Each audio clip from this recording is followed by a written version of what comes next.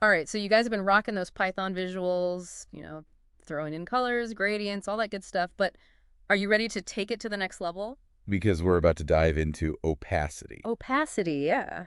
which is a fancy way of saying, how to make things see through with code. And that opens up a whole bunch more possibilities for what you can create. Yeah, absolutely. It's like taking those solid shapes you've been making and like letting them interact in ways you couldn't before. Exactly. And that's exactly what we're going to be looking at today. So for this deep dive, we're going to be drawing on some really clear explanations from CMU CS Academy.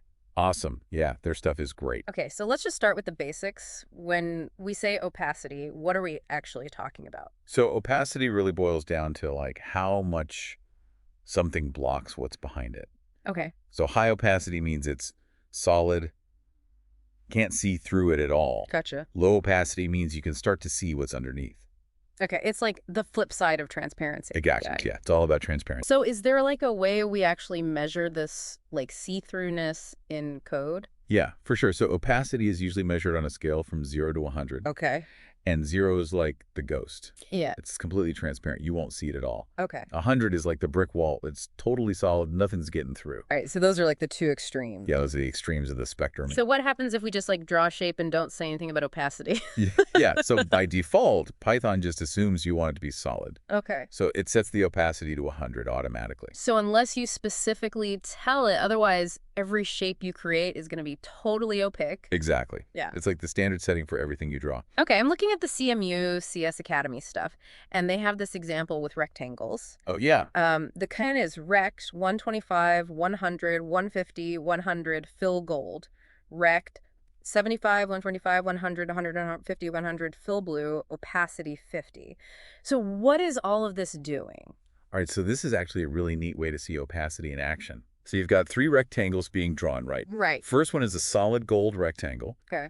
Then you got a blue one on the left, and that one's also solid. Mm-hmm. And then there's another blue rectangle on the right. But this time they've added the opacity 50 tag in the code. And like visually, what's the difference when you run this code? Yeah, so that's where it gets really interesting. Visually, when you run that code, that solid blue rectangle on the left completely covers up the gold rectangle. Okay. You can't see the gold underneath it at all. Yeah. But the blue rectangle on the right, the one with 50% opacity, you can actually see the gold color kind of shining through it. Oh, so it's like looking through colored glass. Yeah, exactly. Yeah, that's Okay. that kind of effect.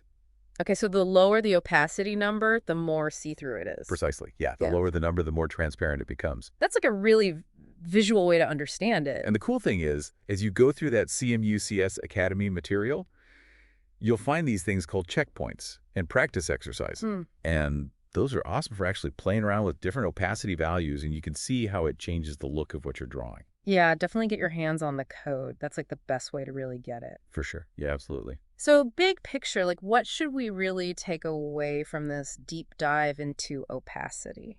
So I think the big takeaway is this opacity gives you this really fine-grained control over how see-through your shapes are. Okay. It's like it's another tool in your toolkit, right? Yeah. You've got colors, you've got gradients, now you've got opacity, and they all work together to help you create these like layered effects and add depth to your visuals. I love it. I love it. Okay, so here's a thought for everyone listening.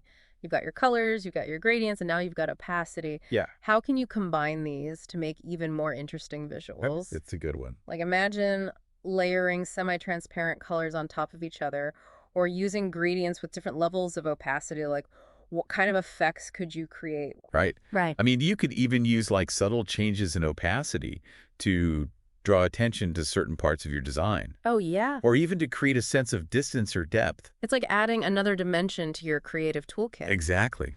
Yeah, it's all about pushing those creative boundaries. So keep experimenting, keep coding, and see what amazing visuals you can come up with. Have fun with it. Yeah, and we'll catch you on the next deep dive. See you then.